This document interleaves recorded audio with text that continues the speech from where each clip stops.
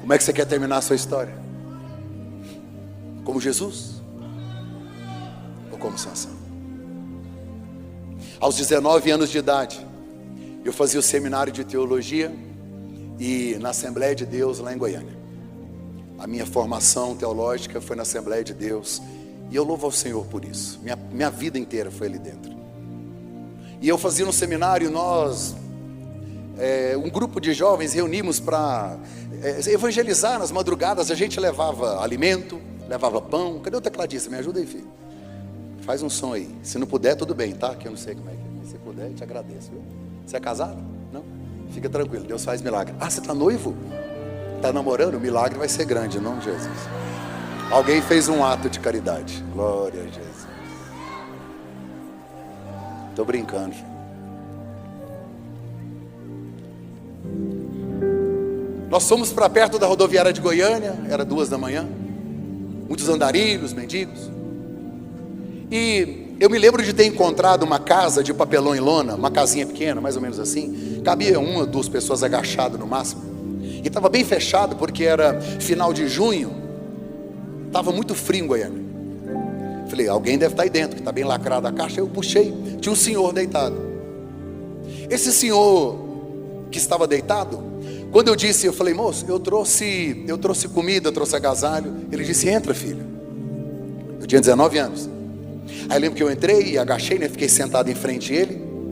Quando eu entreguei o pão e o leite, entreguei o agasalho, ele se cobriu, entreguei o pão e o leite. Aí ele ficou segurando assim, me olhando.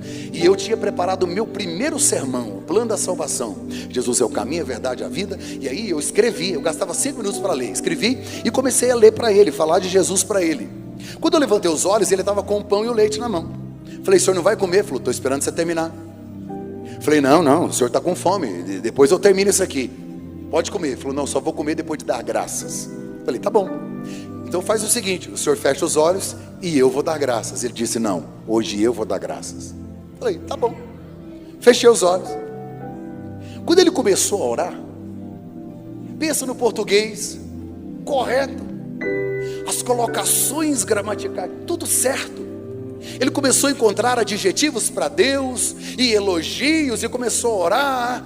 E aquilo me comoveu. Eu queria muito que ele terminasse, que eu queria saber quem era ele. Mas de repente, o Deus que criou as estrelas e colocou o nome nelas e chama elas pelo nome, o Deus cujo céu é o trono e a terra onde ele coloca a planta dos pés, o Deus cuja água do mar cabe aqui, ó, sabe? Esse Deus enorme, ele entrou numa casinha de papelão.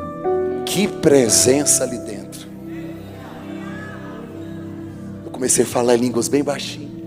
Senti aquele abraço do Espírito Santo. O homem começou a chorar e nós oramos. Quando terminou, eu olhei para ele e falei, quem é o Senhor?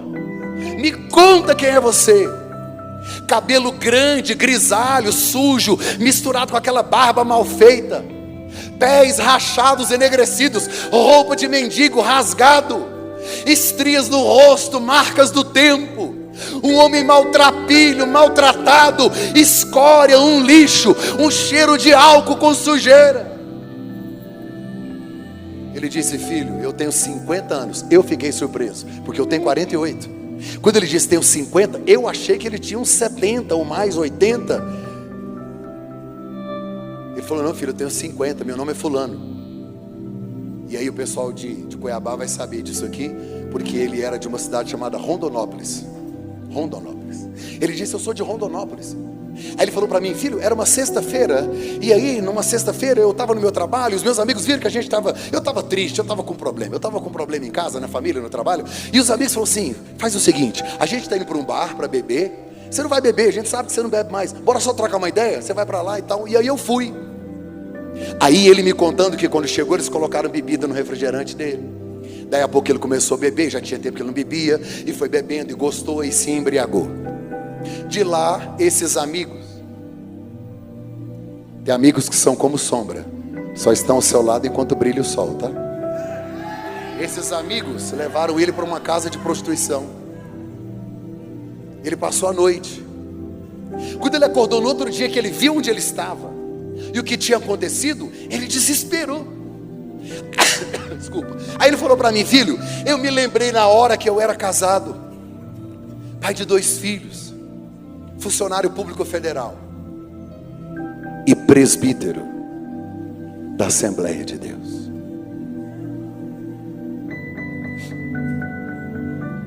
Ele disse que o diabo gritava no ouvido dele: caiu, acabou, você é uma vergonha. Vai falar o que para sua igreja, para o seu pastor, para os seus filhos, para sua mulher? Como é que você vai provar que você só dormiu aqui? Se você é homem, pelo menos, se você tem coragem, tira a sua vida. E o diabo começou a bafejar nos ouvidos dele. Ele me contou que levantou, não conseguiu tirar a sua vida, ele não sabia o que fazer, pegou o último dinheiro que tinha no bolso, comprou uma passagem de Rondonópolis de ônibus para Goiânia. Aí ele falou para mim: tem 3 anos, filho, que eu ando aqui. Aí ele começou a chorar de novo e disse: todos os dias quando eu levanto, eu quero voltar para minha casa, e quando eu estou saindo daqui em direção à rodoviária, o diabo grita: caiu, ninguém quer você lá. Aí ele falou assim: você me ajuda? A primeira coisa que o senhor tem que fazer é voltar para Jesus. Você precisa reconciliar com o Senhor. Ele disse: eu quero. Eu falei: eu vou te ajudar. Aí abracei ele, orei. Ele não me largava. Ele falou para mim assim: tem muito tempo que ninguém me abraça. Abracei ele, fui embora para casa. Eu tomei banho e o cheiro dele não saiu de mim. Eu demorei 3 dias, eu só tinha 19 anos. Eu demorei 3 dias para encontrar uma casa de recuperação para me ajudar. Como é que eu pego um lixo e devolvo em casa? Eu preciso tratar ele. 3 dias depois eu consegui. Voltamos lá numa Kombi do grupo Jovens Livres. Quando eu cheguei, a casinha estava vazia. Aí eu peguei, tinha um outro mendigo lá. Falei assim: cadê o fulano? Ele falou: rapaz, hoje quando o dia amanheceu, ele estava morto. Foi levado como indigente. Meu chão sumiu. Pensa no desespero que eu entrei. Lembro como se fosse hoje. Eu fui atrás de uma árvore que tem lá em Goiânia, perto da rodoviária ali. Eu chorei. Eu disse: Deus, eu não consegui salvar um soldado. Não consegui, Deus. O Senhor me perdoa. Deus disse: Mac, todas as vezes que você tiver o privilégio de falar para jovens e adolescentes, diga o seguinte: nada que você faça diminui o amor de Deus pela sua vida. Ele não desiste de você. Você não nasceu para morrer. Você nasceu para fazer a diferença nesta geração. Você sabe por que eu estou empolgado? Porque eu estou pregando para os maiores políticos dessa nação.